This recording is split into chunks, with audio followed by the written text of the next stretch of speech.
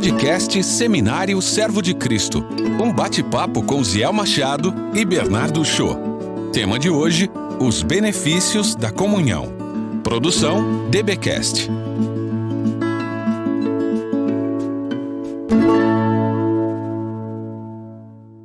Olá, sejam muito bem-vindos a mais um episódio do podcast do Seminário Teológico Servo de Cristo. Eu sou Bernardo Shaw, professor de Teologia Bíblica e Novo Testamento aqui do seminário, e eu estou aqui com o Ziel Machado, nosso querido Ziel, pastor da Igreja Metodista Livre da Saúde e vice-reitor e professor de Teologia Pastoral aqui no seminário também. Nós estamos aí já há 2 episódios falando de um assunto que é muito importante, que é a questão da comunhão, da vida comunitária da Igreja dos Discípulos de Jesus. E vamos falar agora, nesse episódio, sobre os benefícios da comunhão, né? A gente falou no primeiro episódio sobre a importância da comunhão, vimos que é um valor absolutamente inegociável para aqueles que professam a fé cristã. Vimos no episódio 2 que nem sempre, embora a comunhão seja algo imprescindível, nem sempre ela é fácil, há alguns desafios, e nós enfatizamos bastante a questão de a gente entender o que significa de fato a comunhão cristã.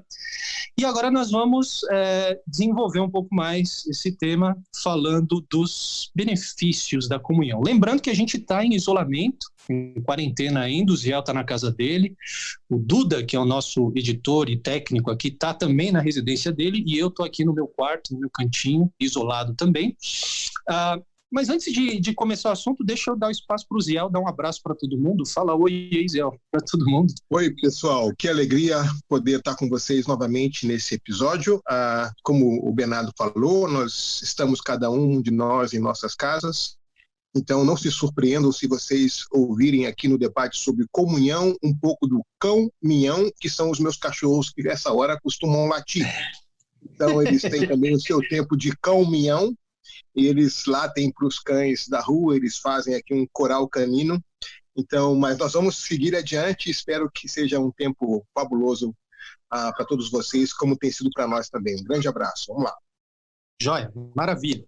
Nós começamos essa série de 3 episódios aqui, lendo juntos o Salmo de número 133.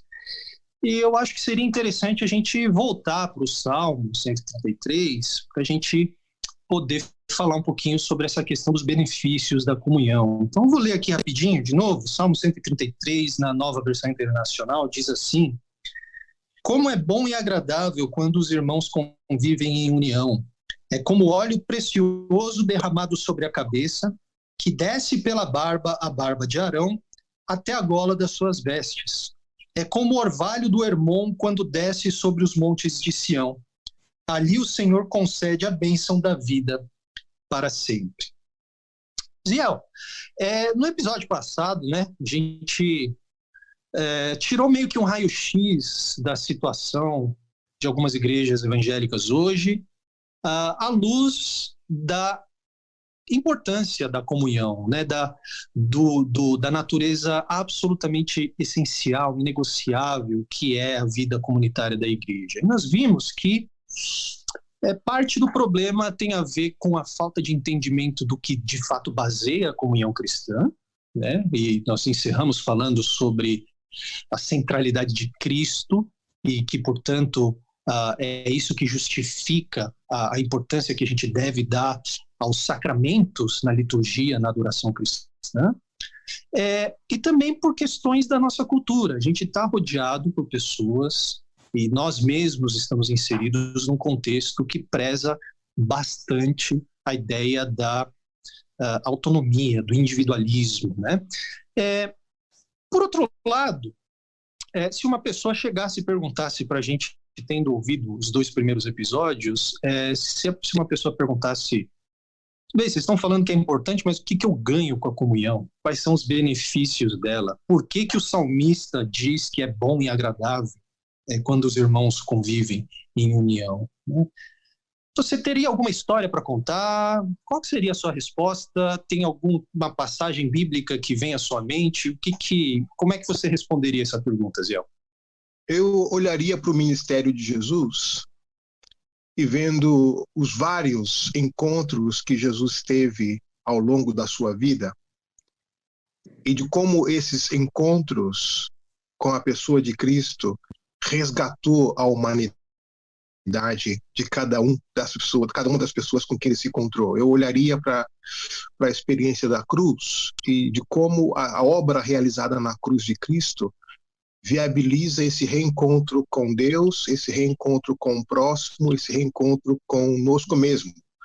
Essa possibilidade da obra feita na cruz, de nós nos tornarmos novas criaturas, de entrarmos uma vez mais nesse processo de reconstrução, de sermos como Cristo, a imagem de Cristo, de ser como filho, né?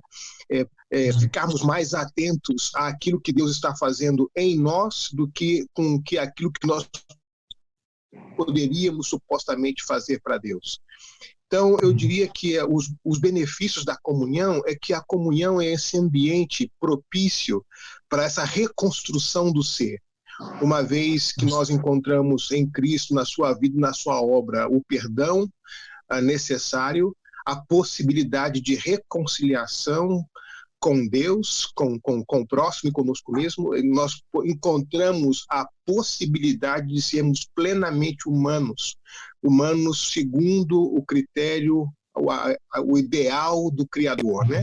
Então, a comunhão é essa realidade histórica na qual nós estamos inseridos, onde essa obra de Deus vai acontecendo na nossa vida enquanto nós estamos aqui, enquanto nós não estamos no novo céu e na nova terra, nós já podemos ser novas criaturas. E a comunhão é esse espaço, essa oficina, esse ateliê de Deus, onde Deus vai esculpindo essa nova criatura diariamente. Ainda que o nosso exterior se corrompa, o nosso interior vai se renovando a cada dia com essa obra da graça de Deus. E aí a gente vai aprendendo a lidar com as nossas limitações, com as nossas sombras, com as nossas fragilidades. A nossa debilidade, enquanto lá fora a nossa debilidade ela é uma ameaça para cada um de nós, aqui no contexto da comunhão cristã, a nossa debilidade é o nosso espaço de ministério na vida um do outro, e a gente vai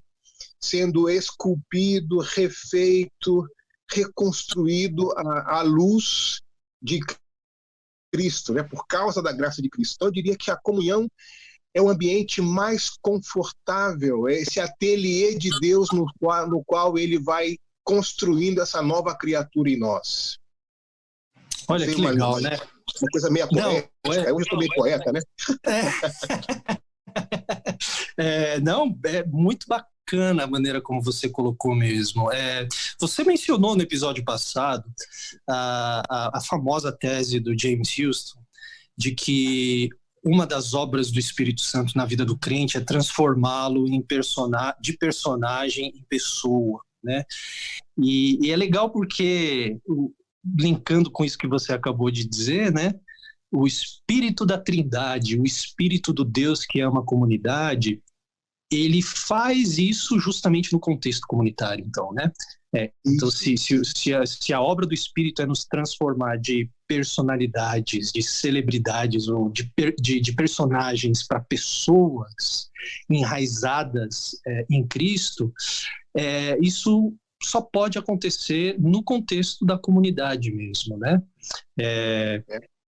E definidos por Cristo, essa ênfase que você dá na comunidade como o espaço seguro onde nós somos transformados, onde nós podemos de fato ser quem nós somos, né? Aí a gente volta para a tese do Dietrich Bonhoeffer, né? Que fala da centralidade de Cristo e de que a única coisa que deve e que pode de fato definir a comunhão é Cristo, porque em Cristo nós temos essa segurança de ser quem nós somos e de receber a graça transformadora por meio do nosso irmão, né? Então é bonito, muito, muito bacana mesmo isso. Isso me faz lembrar também do livro do Keller, dos Kellers, na verdade, que aquele livro que foi escrito pelo Timothy e pela esposa dele, Kathy, também, né? Sobre o significado do casamento. E eu acho que ele fala muitas coisas ali no livro, mas eu acho que o ponto mais importante que eu sempre volto para ele, é que o casamento, de certa maneira, é um microcosmo da comunidade eclesiástica, né? E, de certa maneira, é uma antecipação da comunhão que teremos com Cristo, com o próprio Deus triuno no mundo vindouro, né? O ponto de Paulo lá em Efésios. Só que, nesse sentido, a gente se lembra de que o casamento não existe para me fazer feliz, entre aspas, né? Ou para trazer realização pessoal, mas para me transformar. O Lutero dizia que o casamento era uma escola da santidade, né? Lutero estava certíssimo. Pois é, eu descobri duas coisas importantes. Quando eu me casei, por exemplo, eu descobri que eu era mais egoísta do que eu imaginava. Porque essa ideia de estar preocupado com o bem do outro virou, num primeiro momento, e às vezes ainda volta essa tensão de ser uma coisa muito focada em mim. O meu egoísmo é muito forte. Quando meus filhos nasceram, por exemplo, eu descobri o quão impaciente eu era. Então, nesses 34 anos casado, eu tenho descoberto o quão é importante trabalhar em mim essa dimensão do meu egoísmo e da minha impaciência. E permanecer casado todo esse tempo tem sido uma escola de humanidade nesse sentido. O que me faz lembrar que nesse ateliê de Deus chamado comunhão, chamado igreja ou comunhão, onde nós somos trabalhados de maneira artesanal por esse grande artista que é o Senhor, eu me surpreendo que as ferramentas que ele utiliza são várias, né?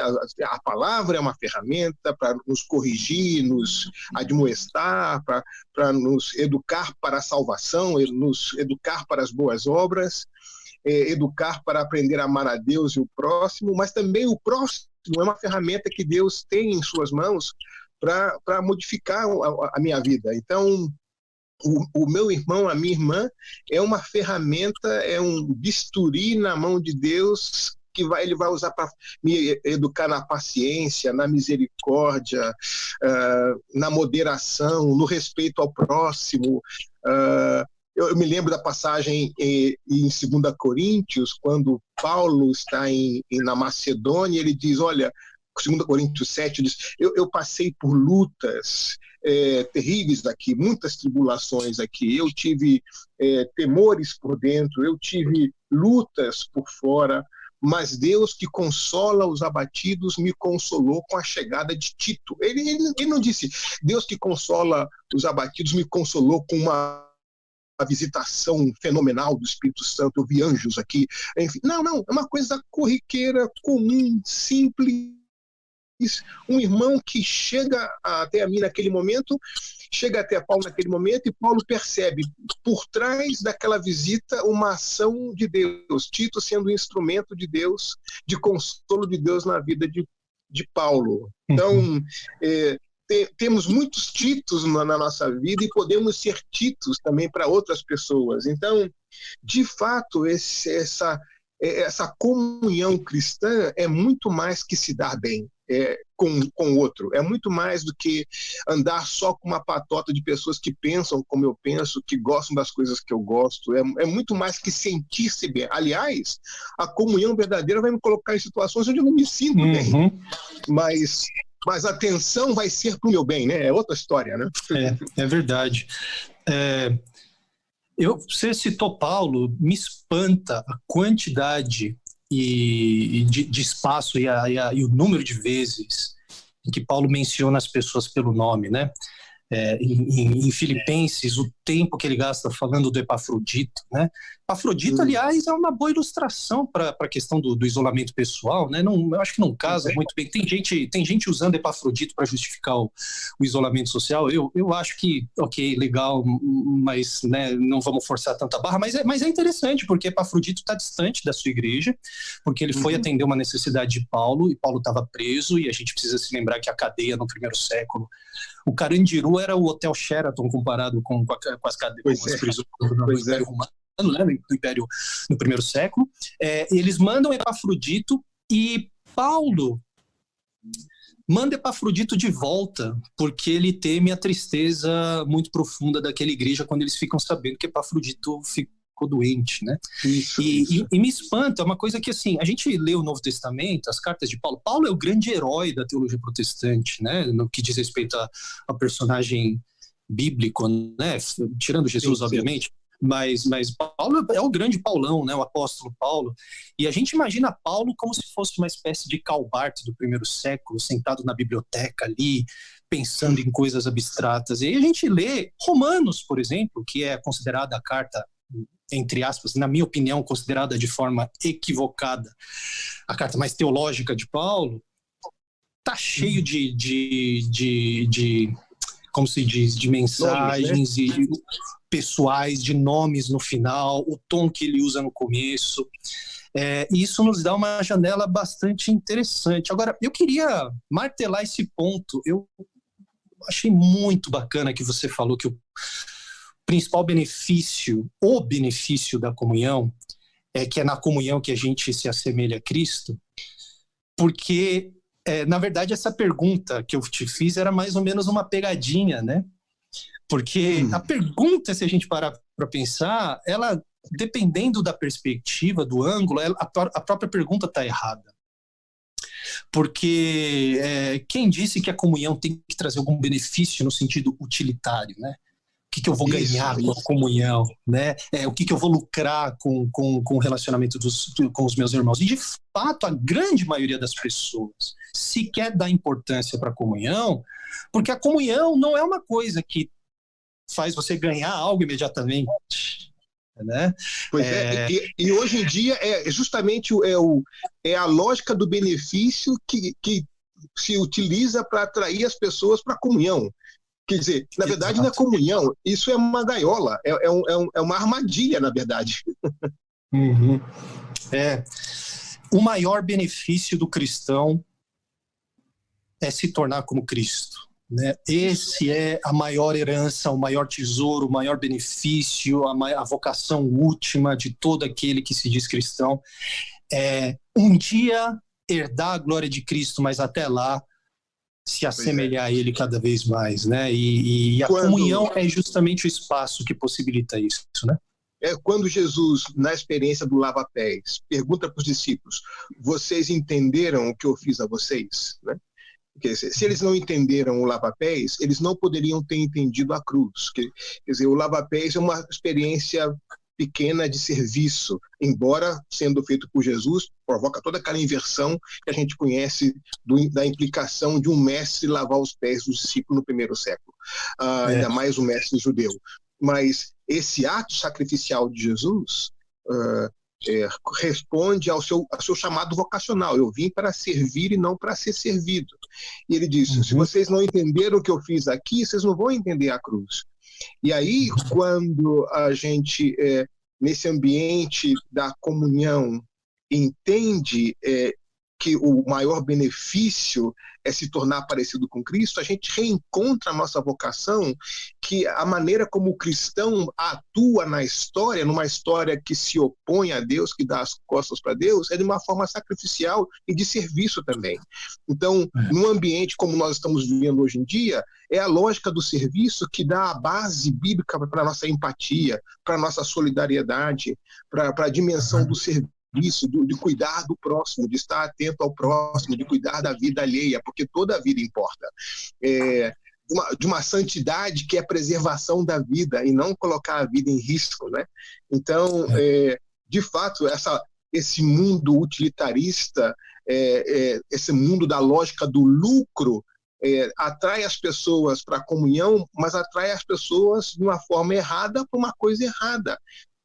Quando o modelo para a gente é Cristo, que veio e se doa, e se entrega em nosso favor, né? Exatamente. Eu acho que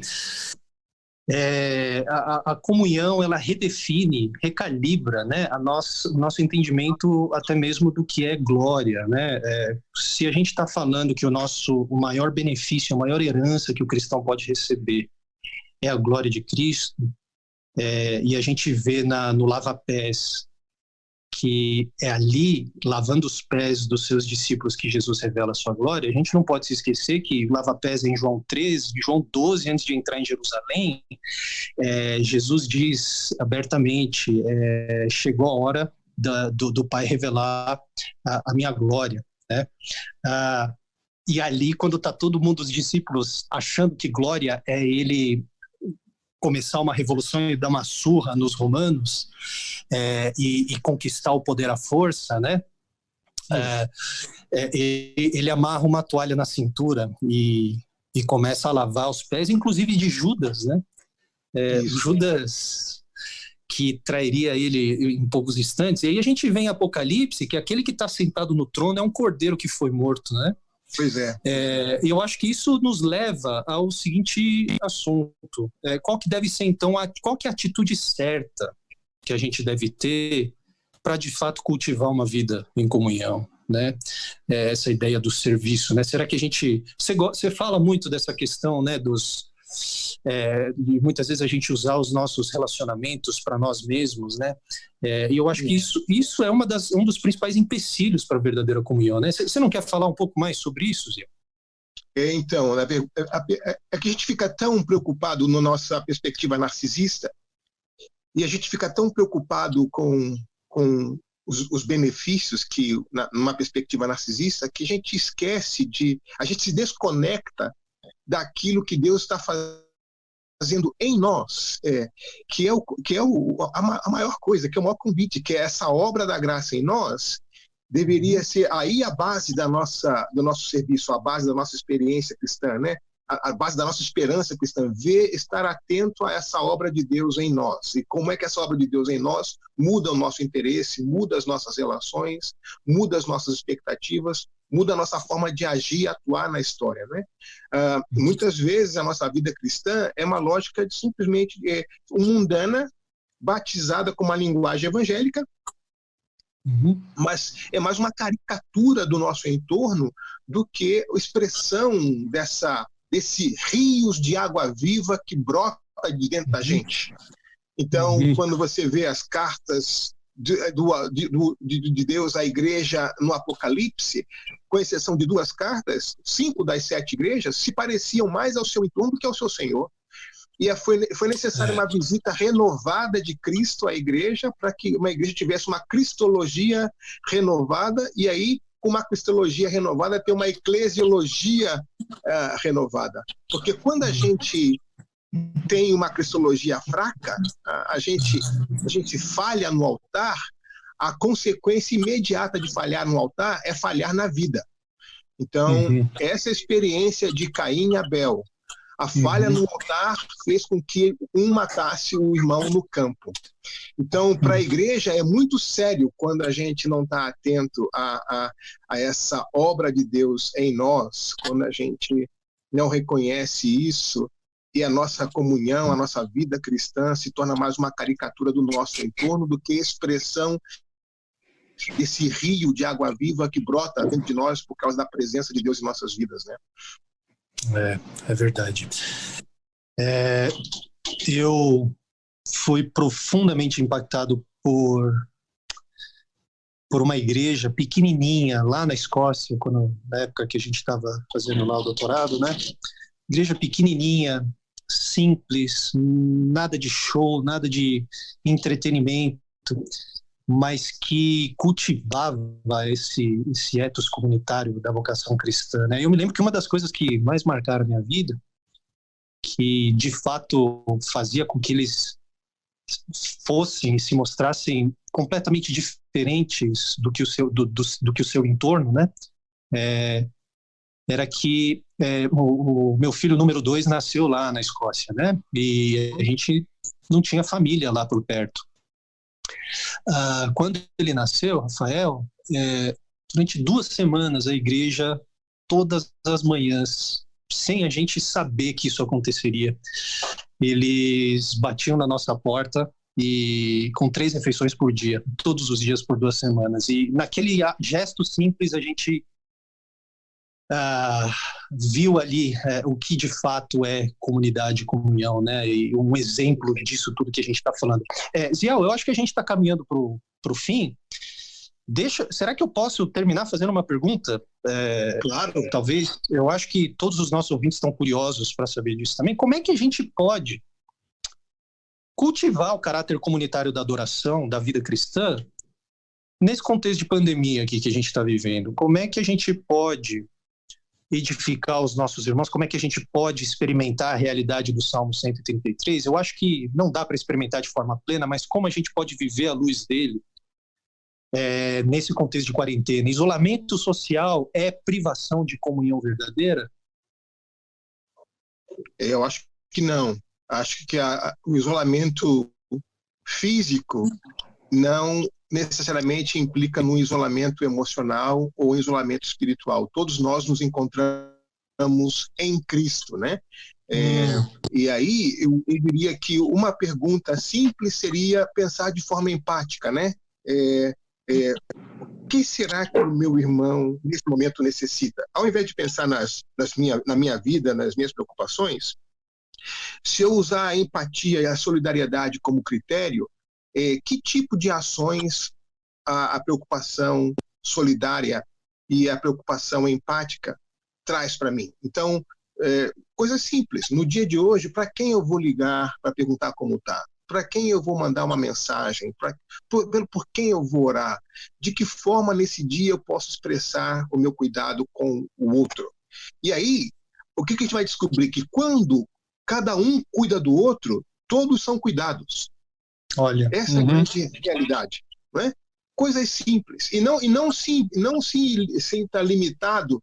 Eu não posso ir lá, não posso fazer uma coisa. Você pode orar pela pessoa, você pode expressar. Se você não tem luz em casa, não tem o computador, o telefone acabou a bateria, acabou o crédito, o que você pode fazer? Você pode se ajoelhar e orar. Eu me lembro de uma vovozinha lá na igreja, uma batiã, que bem velhinha, os filhos não deixavam ela fazer nada. E ela ficava muito chateada porque os filhos não deixavam ela fazer nada, porque tinham medo de que ela se machucasse, enfim, quase 100 anos de idade. E um dia ela chegou na igreja muito feliz, porque ela descobriu o que ela podia fazer. E ela disse, olha, eu sei ler japonês, né? E eu sei ler português. Então, eu descobri que eu posso ler toda manhã jornal japonês e orar por cada notícia. Eu descobri que à tarde eu posso ler o jornal e português e orar por essa notícia. E assim, por meio da oração, ela se preocupava com outras pessoas. Legal. Muito bom. Eu acho que o nosso tempo acabou, né, Ziel? Parece que sim. Como é que a gente encerra, então? A gente agradece aos ouvintes. Encerrou aqui a nossa série tratando sobre a vida em comunhão, mas outros episódios virão. Tem coisa saindo do forno aí. Então, fiquem antenados, deem seus feedbacks aí para o pessoal e compartilhem, não deixem de seguir e até a próxima, então. Até a próxima, pessoal. Um grande abraço. Tchau, tchau.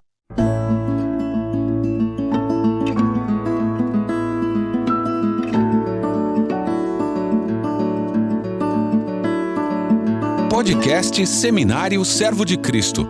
Um bate-papo com Ziel Machado e Bernardo Shaw. Produção DBcast.